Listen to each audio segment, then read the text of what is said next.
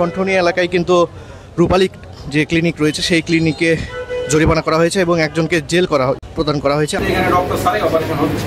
সেবার বিপরীতে আপনি অর্থ গ্রহণ করেন, মানুষের কাছ থেকে মূল্য গ্রহণ করবেন, সেই সব সেবার নামও নেই এবং এনেই মূল্য তালিকাটা প্রদর্শন করেন নাই। এতে যে শর্তগুলো পড়েছিলেন ঠিক মতো এখানে কিন্তু বলা আছে যে এক্সপায়ারি হওয়ার আগে এই সময়ের মধ্যে আপনাকে নিবন্ধনের জন্য নতুন করে নবায়নের জন্য আবেদনটা করতে হবে। পরিবেশগত সারবদ্ধতা ঠিকমতো থাকতে হবে।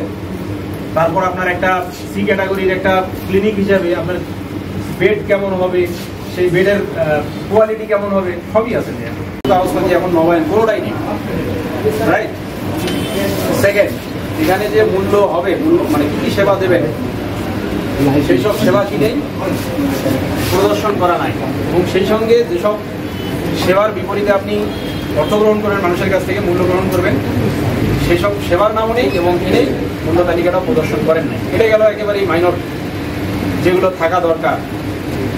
থার্ড, আপনি এখানে এই যে অপারেশন করতে আসছেন, ওটিতে রুগী নিয়ে গেছেন, ডক্টর উপস্থিত নাই, অলরেডি ক্যাথেটার সব লাগানো হয়ে গেছে।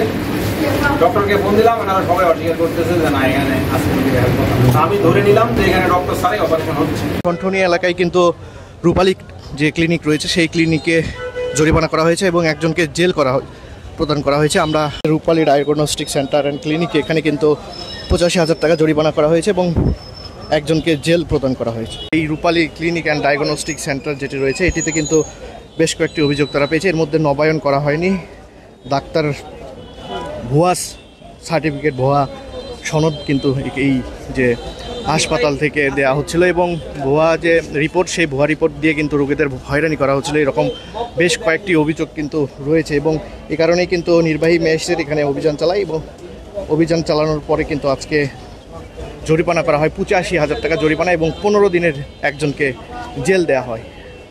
এই 15 দিন জেল থেকে বের হওয়ার পরে যদি জরিমানার টাকা পরিশোধ না করে ওনারা কিন্তু আরও 15 দিনের জেল তাকে প্রদান করা হবে।